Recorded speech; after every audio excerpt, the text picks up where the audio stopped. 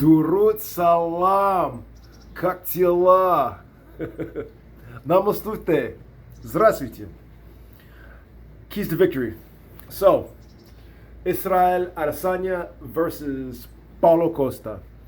What does each person have to do to be victorious? This is very straightforward. It's very simple.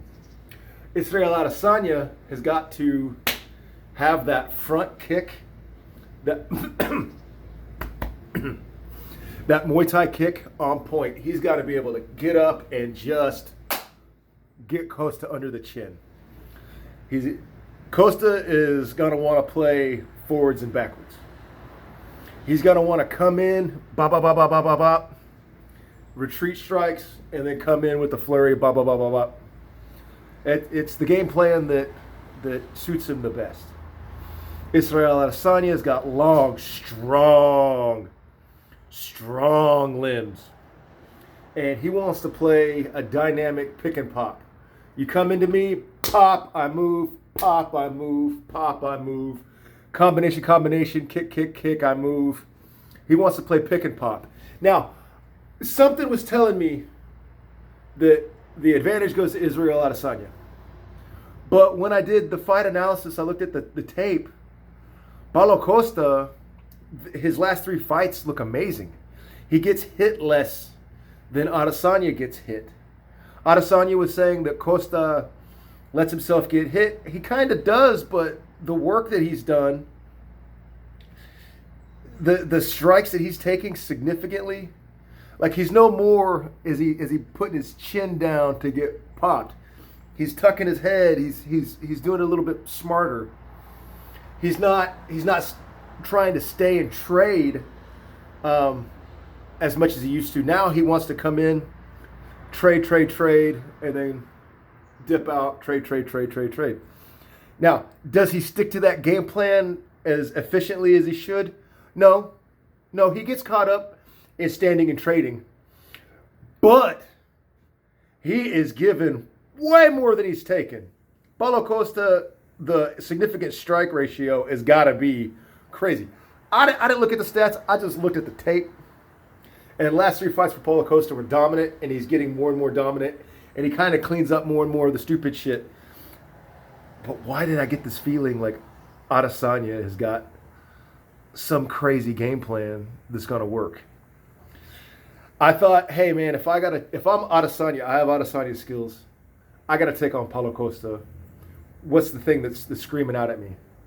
And it's the Toro effect. It's the fucking bullfighter effect.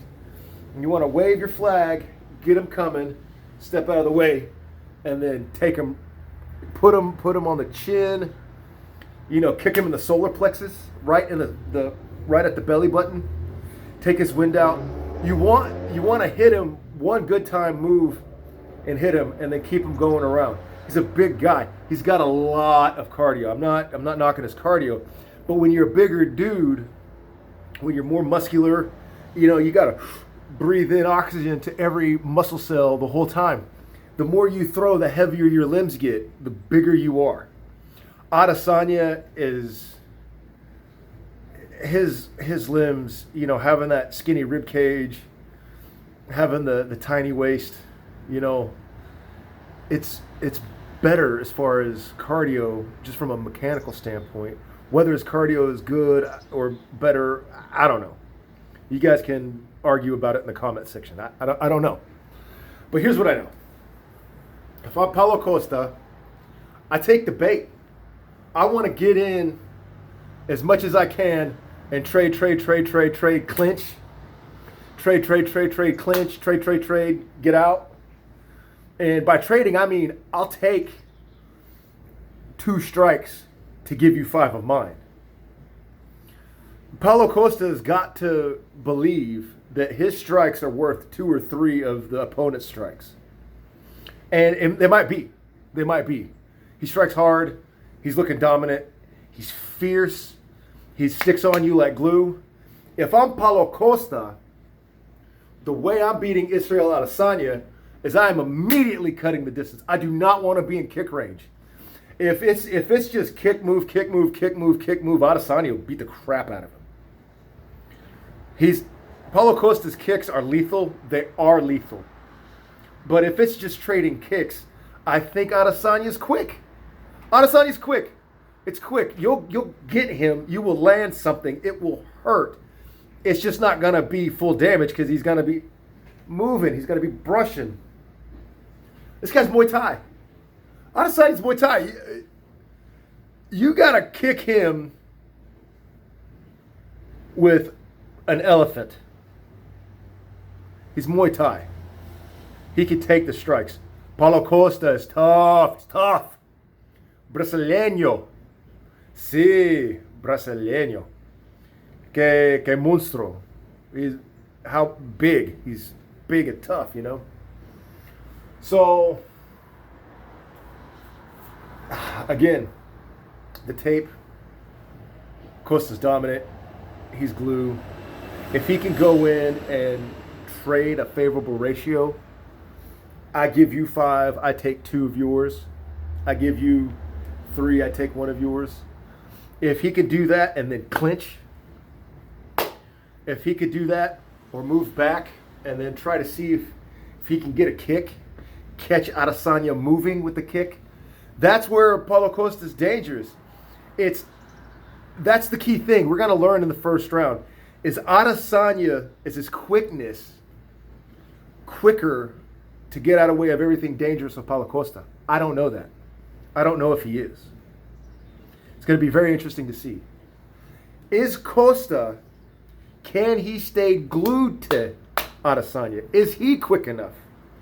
Can he match the cardio? Those are the key to victory. And you're gonna see, you know, this fight might change round to round. Adesanya might look dominant, Costa might look dominant. This thing could change every 15 seconds. You've got 2 highly skilled guys for striking.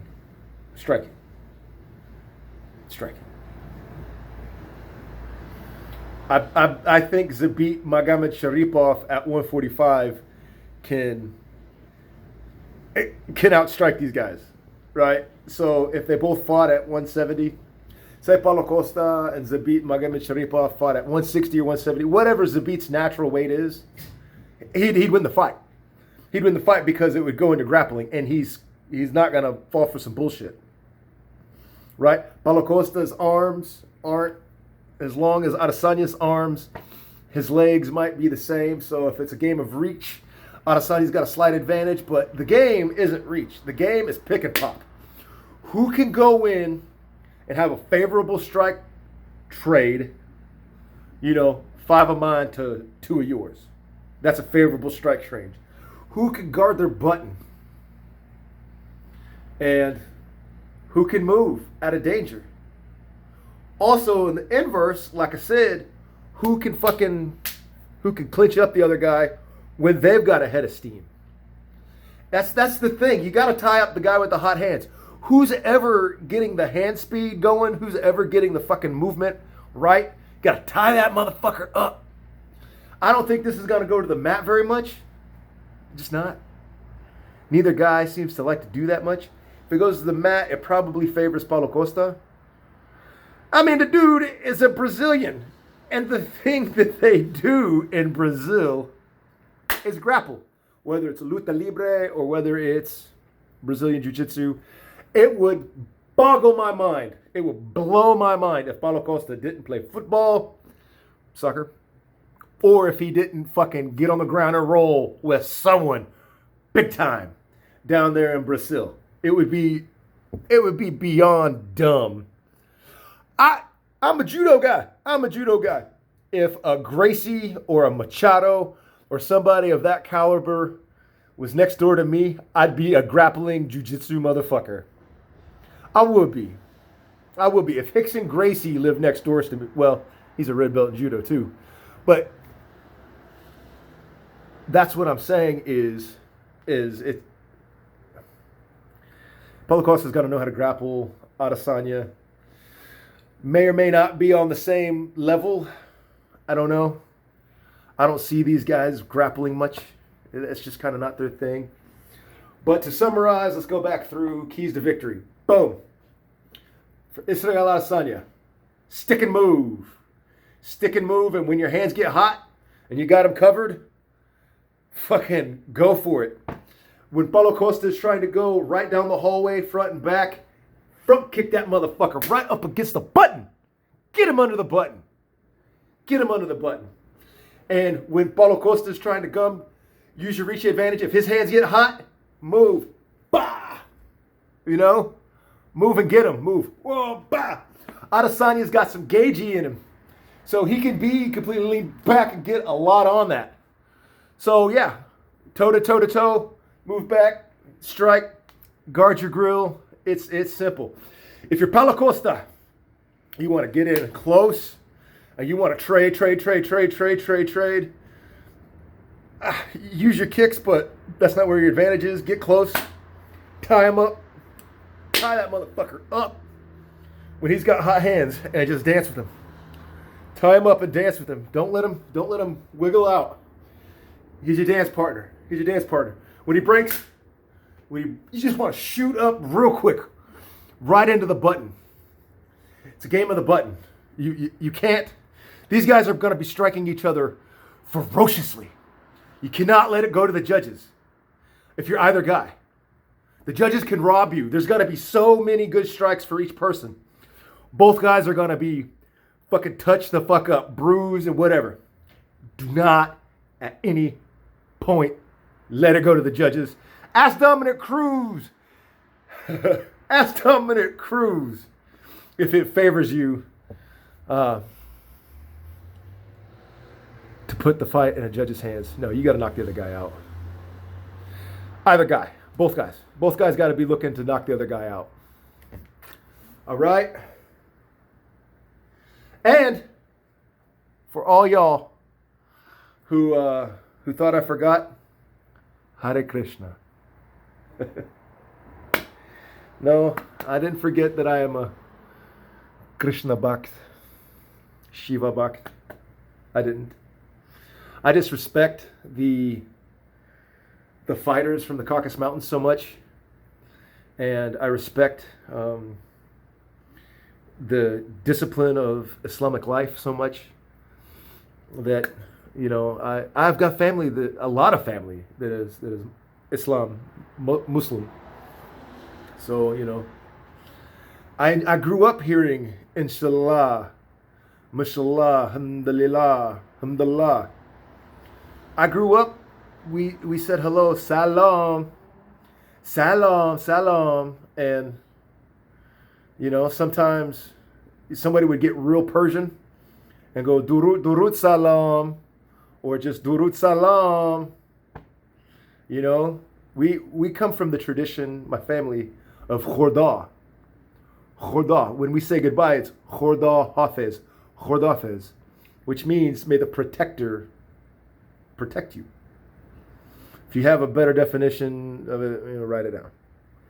But Man Parsam, Bebin, Man Parsam.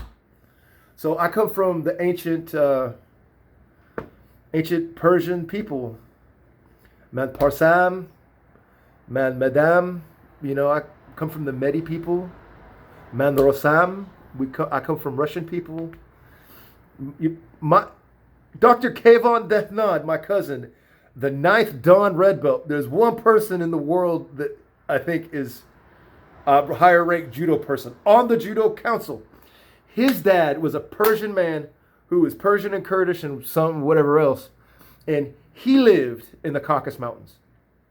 I don't know if he was born there. I don't know if he just lived there. But he came from the Caucasus Mountains with his Russian wife.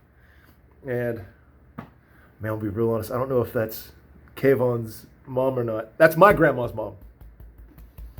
Is a guy from the Caucasus Mountains, a Persian from the Caucasus Mountains, and a Russian woman. So, you know, Alhamdulillah, Nur Allah, Allah Abha. So, with all that said, Hare Krishna.